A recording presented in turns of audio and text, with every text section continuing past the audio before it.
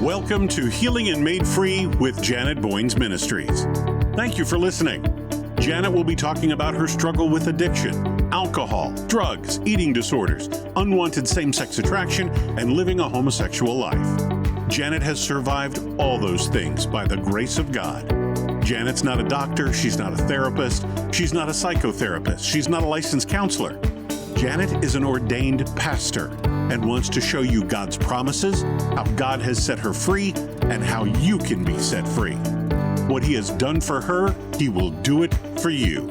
If healing and freedom are what you want, you have come to the right place at the right time. Let's get started. Here is Janet Boynes. Elizabeth, welcome back to Healing and Made Free with Janet Boynes. It's great to have you for part two. You have so much wisdom, and I have so many more questions for you. I had to do a part two, so thank you for being on Healing and Made Free. Oh, wonderful. Thank you so much, Janet. You know, in this segment, I want to talk about the ministry that you and another friend of yours started called the Change Movement. The mission is advocacy.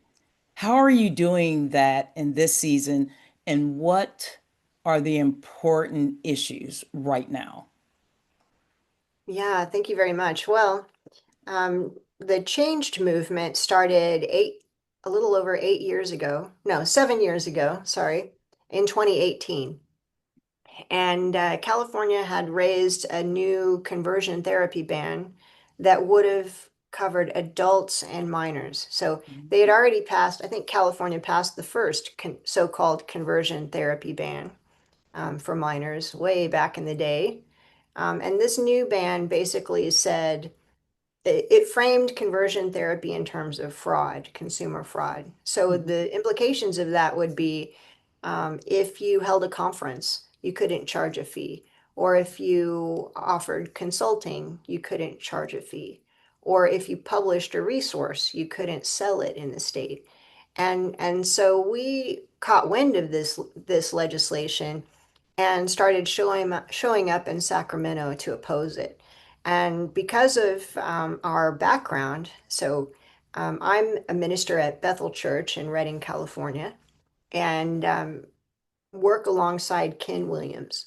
So we had the year previous formed a ministry called Equipped to Love, and our focus there was to help churches. You know, we had talked in the previous podcast about the need for congregations to be able to open up and offer care. And so we had committed ourselves to trying to do that. And then California tried to pass this legislation. So we started showing up in the Capitol and very quickly got sucked in because of our backgrounds. We both have left LGBT and ended up sharing our testimonies in most of the committee hearings. And at one point, we thought they think we're ridiculous, which of course, okay, imagine sharing your testimony of leaving LGBT in the California Capitol. Exactly. And driving home, we thought, what can we do? And we decided we would publish a book of testimonies, the very kind of thing that would have been banned in the state.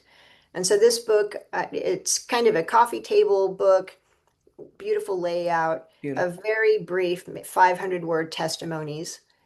I know you're in the book. So Yeah, lots thank of you. really great testimonies in Thank that book.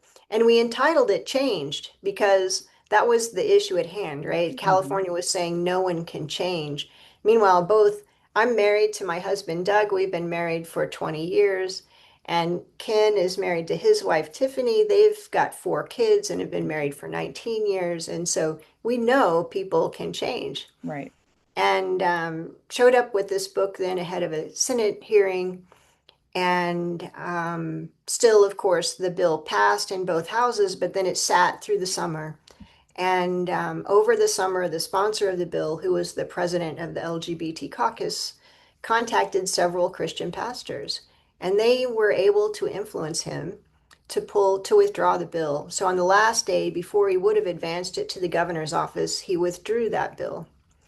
Well, during that season, when they were having all the committee hearings, we did a rally at the Capitol because a conversion therapy ban is really a matter of free speech. And activists want to frame it as torture and other harmful things, Of course. and we know, you and I both know of terrible stories, but that's not the norm. Right. That's not the norm. And people who might be seeking care and counseling, especially if they've been sexually abused, which many of us have been, deserve to be able to find care that will offer them an out. And And that's why 23 states are not allowed to have counselors counsel those that are dealing with homosexuality because of the lies they're telling, that we're abusing children in every sense of the way. Hopefully we can have that overturned one day, but I'm not sure if we will. yeah, I'm not sure if we will either, although there's a better chance now than ever. Let me finish my other story and we'll jump Sure. to that. So we did this rally, we live streamed our testimonies, and a lot of people then started reaching out to us. And they knew us because we were those changed people. Like we showed up on the Capitol, we had a black t-shirt on. Let's see if I can Hmm. grab a book. Right. Um, Kind of with this imagery. Love it. And so then that quickly eclipsed our original ministry. Hmm. So we continue doing church equipping and helping Christians navigate this issue, but we stayed also in the public policy realm because of really bad bills like these conversion therapy bans. Hmm. And just this past month, we were in Washington, D.C. for a Supreme Court hearing. Kayley Chiles has sued the state of Colorado to be able to offer care. I mean, Hmm. imagine, I think most people can relate more clearly with the transgender phenomenon and detransitioning right now than Right. LGB. And imagine you have a child at 12 who is biologically a girl, Hmm. but who believes she's a boy. Like, Right. I like to just stop people and think, okay, we understand, we think about that in terms of indoctrination, but think of the pain of actually not knowing whether you're a girl or a boy. It's very, very troubling. And there are all kinds of other things that can be connected. Like they know autism can be connected to it, Right. ACEs can be connected to it. And so then in the state of Colorado or California, it's illegal for a therapist, a licensed therapist, to come along and offer trauma care, particularly if they see that these behaviors are connected to the trauma. They can't seek to resolve any trauma that would Mhm. resolve the gender conflict. Right. And so she sued the state, and that hearing or that court case was appealed and appealed and appealed and finally came to the Supreme Court, and the Supreme Court just heard that case. And they are recognizing that this is purely a matter of free speech, that Exactly. it is opinion bias by the state of Colorado that's restricting these kinds of conversations. Exactly. And I feel very confident that the Supreme Court will overturn this conversion therapy ban, I'm and hoping. that will impact everyone in the nation Amen. and hopefully across the world because so many other nations have nationwide conversion therapy bans. I mean, in the US, we have state by state bans, but Hmm. like Canada, Germany, France, Spain, I think Greece, Right. Malta, Australia, many of the states in Australia have conversion therapy bans. And what that essentially means is a counselor, it's a bias against any kind of counseling setting where the counselor prioritizes a biblical sexual ethic. That's just the bottom line. So if you're Exactly. questioning your sexuality and you're Christian and you want to abide by a biblical sexual ethic, your counselor can't advise you towards that life. Hmm. Elizabeth, you're talking about legislation, and I know because one year I went to Capitol Hill with your team, and I know you go, I think, every year. Yeah. When I've been on Capitol Hill long before I even had a relationship with the Change team, we're not seeing the progress that we would like to see, even with the Republicans. I've been on Capitol Hill. Jonathan Alexander, you know who he is. He speaks at my conferences. My conference next year is in the Netherlands. And I'm grateful that God is moving me abroad. However, I've been on Capitol Hill with him. We've talked with many different legislators, and they're not doing anything. I was told by someone, I can't mention the name, but unless the Republicans make a decision to bring this, you know, to a vote, nothing's going to happen. The only way it's going to happen is something happens with one of their kids. And I don't understand. It's like the Democrats will bring it up and talk about it, but the Republicans won't. Are you seeing the same thing? Yeah, I think there's a lot of hesitation to address it. There's a lot of political fear because isn't it interesting that the LGBT culture now has cultural currency. So, they now have a great deal of power, even while they feel marginalized and victimized. They actually have quite a bit of political power, enough to censor free speech. And so Republicans fear um, the language that says not supporting LGBT is unkind and harmful to those people. Hmm. And so there's this disconnect. I think there's been an effective suppression of all of the potential causality around LGBT feelings. So honestly, Hmm. you and I know that any feelings you have that are same sex sexuality or gender incongruence, that's a symptom of something else. Right. That's not the thing.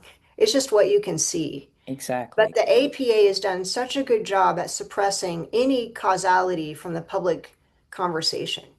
And so anyone who's questioning their sexuality automatically gets pushed into these categories.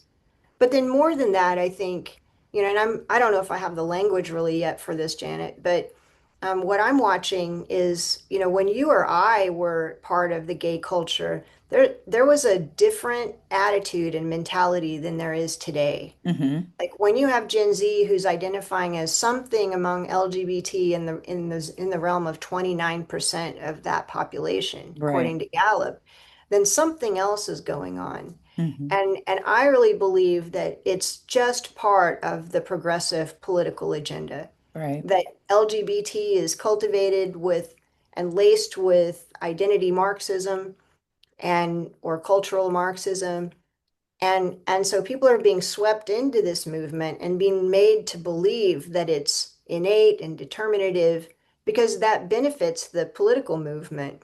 Hmm. And so there are two things going on. There's the plight of the individual who's questioning or who's having this experience, and then the power of the activist political movement. And I think that Republicans need to be able to see the difference and push back against the advance of the political movement, even objectify it in a sense. And doing that, I feel, will give some of us who have this life experience the breathing space to choose, do I want to be part of that movement or not? Hmm. And I think that first step is where we need to get in our culture.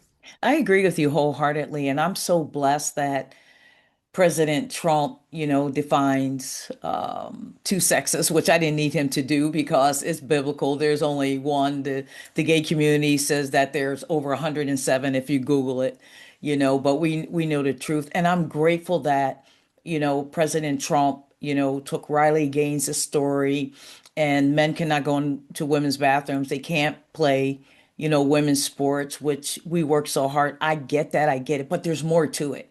There's a Yeah. root cause. We will not, or they will not address the issue of homosexuality, period.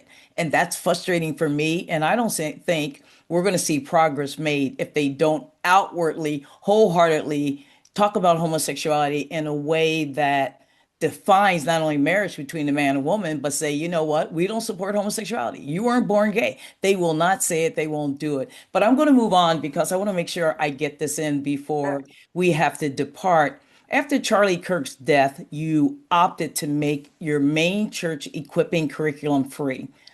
Tell me about that because I did download it, because I wanted to see, what it was. I haven't had a chance to read it yet, but tell me why you did that.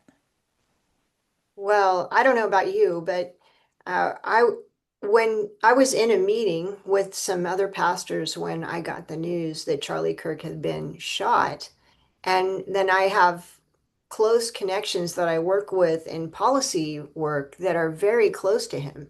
So personal friends of Charlie Kirk.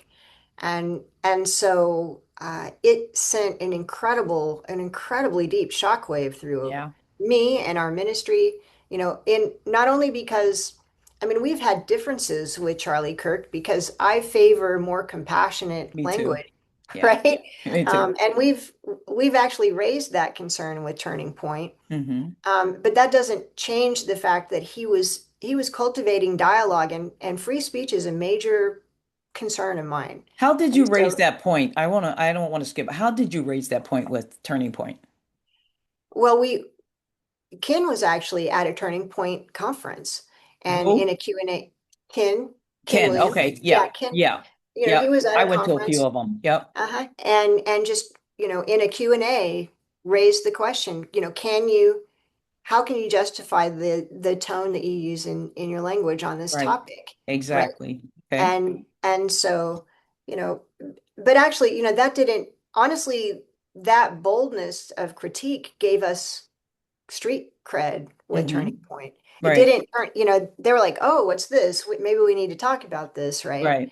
And so, I mean, we have been drawing closer to Turning Point this past year, Hmm. and they were considering adopting our curriculum and Hmm. promoting that among their circles. And then Charlie Kirk was shot. And so, in the face of right now, LGBT is being thrown into the spotlight in a special way, not just T, and being villainized in some ways. Like, I was watching all these testimonies on Instagram and X of people, young lesbian and gay identified young adults who were saying, "Oh my gosh, I'm now seeing pure evil. Am I a participant of that?" It wasn't just trans kids or Hmm. trans young adults, it was LGB as well.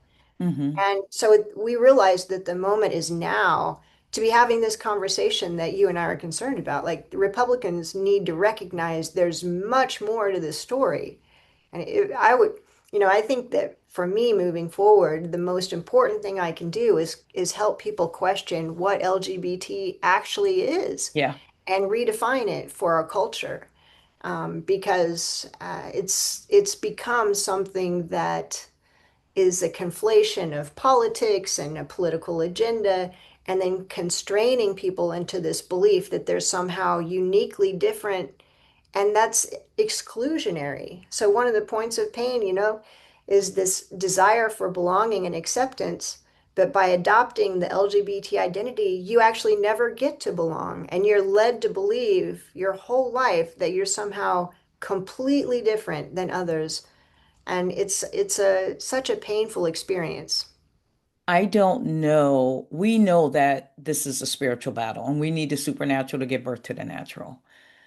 I'm 67 years old. I have no idea what God is going to do before I go home to be with him. I'm hoping that I'm still here, and that he keeps my youth, about me.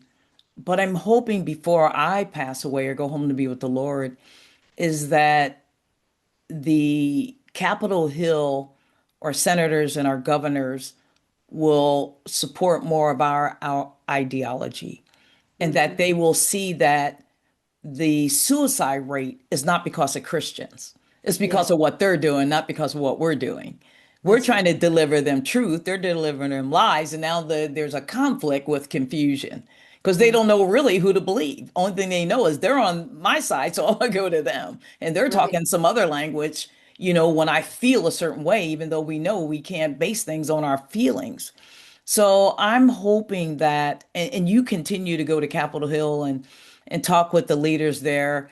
Um, I've gotten a little discouraged with a little bit of that. To be so honest with you, it's like you talk to them till blue in the face. You really can't get to the people who makes the final decision. So it's like whisper down the lane. We give it to the middle person. They tell this person. By the time it probably got to the people that it should be, it's all mixed up, and they don't want to talk to us at all. But I know God is powerful. He's all knowing. He can get the truth out there, and that's all we can believe. We are talking about Charlie Kirk's death, which is still a shock to me. I just can't even believe he's gone at such a young age. And before his death, you were connecting with Turning Point. Has anything changed after his death? Well, not, I can't, here's what I can say about that. I think that they're more invested than ever in this topic because of what happened. And so I think that we have an incredible opportunity to get in there with our message and present an entirely different view than what most are hearing. And so, I mean, we're doing our best to stay connected, to get connections that will connect us more deeply, and stay steady with Turning Point because I see them as an important, I mean, an absolutely vital movement that could propagate our message into the highest levels. Like one of the, what you're talking about is the challenge of finding someone who is influential enough that who will adopt our ideology or adopt our Exactly. outlook, right? And I think that the pathway could be through Turning Point. And so we're staying invested there. We'll be at America Fest in December, or we plan to be, I can't and go. see.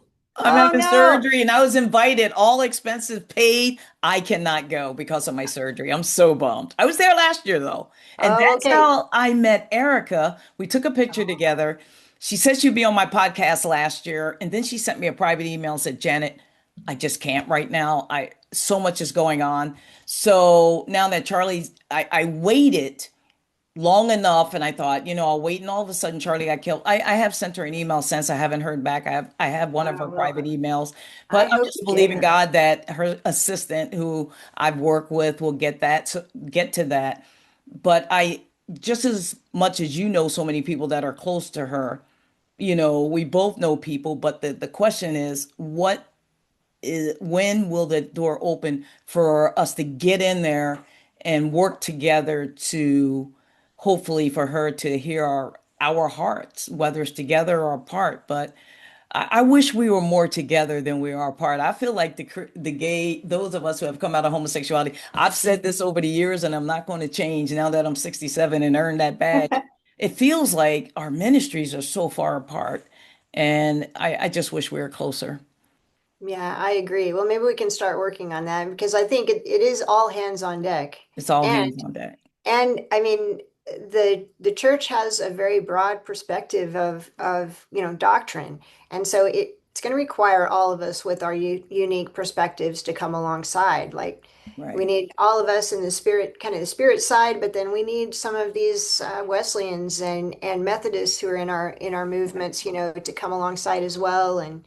And so I honestly, I know it may look dark, but I feel like right now there's a window to make change. And so um, I look forward to you interviewing Erica on your podcast. I hope it happens. I haven't heard from her yet, but I'm believing God it will happen. Elizabeth, I want to give you the last word.